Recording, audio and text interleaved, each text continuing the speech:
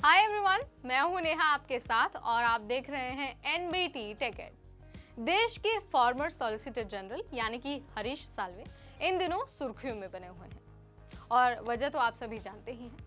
लेकिन इन सुर्खियों के बीच जो हमारी ऑडियंस है उसने हम तक ये बात पहुंचाई है कि वो जानना चाहती है कि आखिर सॉलिसिटर जनरल होता कौन है, उनका काम क्या होता है और देश के लिए सॉलिसिटर जनरल को कैसे चुना जाता है। सो बस ऑडियंस की फरमाइश के साथ हम यहाँ पर मौजूद हैं इस वीडियो को लेकर, जहाँ हम आपको बताएंगे कि सॉलिसिटर जनरल का क्या काम है और साथ ही ये कैसे चुने जाते हैं। तो चलिए शुरू करते हैं।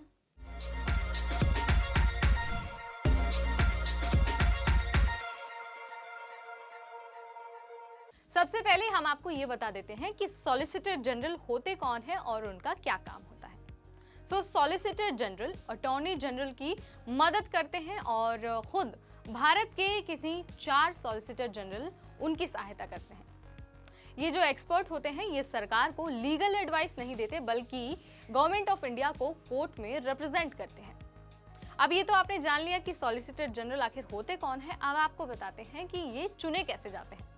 सबसे पहले सॉलिसिटर जनरल बनने के लिए मिनिमम क्वालिफिकेशन है कि आपके पास लॉ की डिग्री होनी चाहिए, यानी कि आपने लॉ की पढ़ाई पूरी करी हो। ठीक है, इसके लिए आप क्या कर सकते हैं, आप किसी मान्यता प्राप्त संस्थान से BA LLB का कोर्स कर सकते हैं या फिर आप चाहें तो 3 साल का LLB प्रोग्राम और 2 साल का LLM प्रोग्राम भी कर सकते हैं।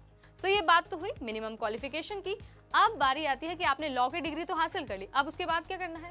देखिए, एक्सपीरियंस गेन करने के लिए या तो आप किसी लॉ फर्म में एडवोकेट के रूप में काम कर सकते हैं या फिर आप चाहें तो आप गवर्नमेंट लॉयर भी बन सकते हैं।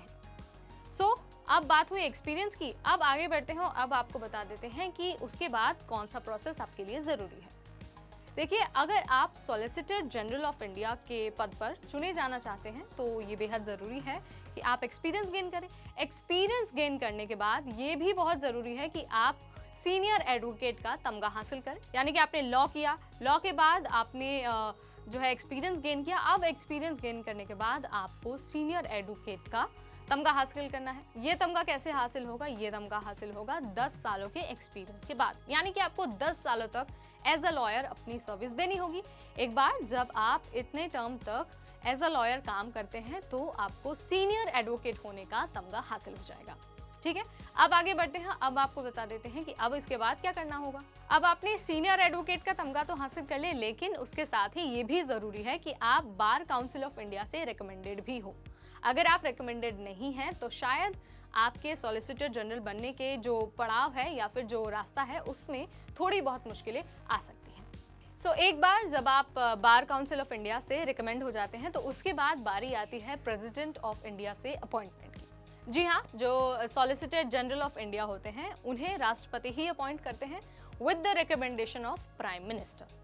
ये तमाम चीजें हमने आपको बताई जो स्टेप बाय स्टेप तरीका है सॉलिसिटर जनरल ऑफ इंडिया के रूप में नियुक्त होने का।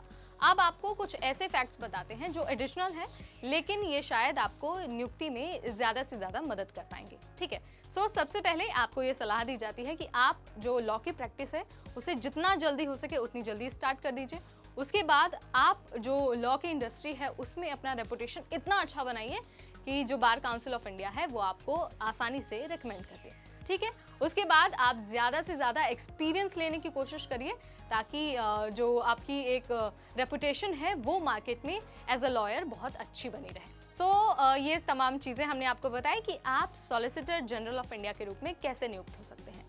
अगर आप किसी और करियर के बारे में जानना चाहते हैं या फिर आप चाहते हैं कि हम आपको बताएं कि इस फील्ड में करियर कैसे बन सकता है तो आप हमें कमेंट सेक्शन के जरिए बता सकते हैं। विल ट्राई कि हम हर एक कमेंट पर वीडियो ज़रूर अपना बना लें।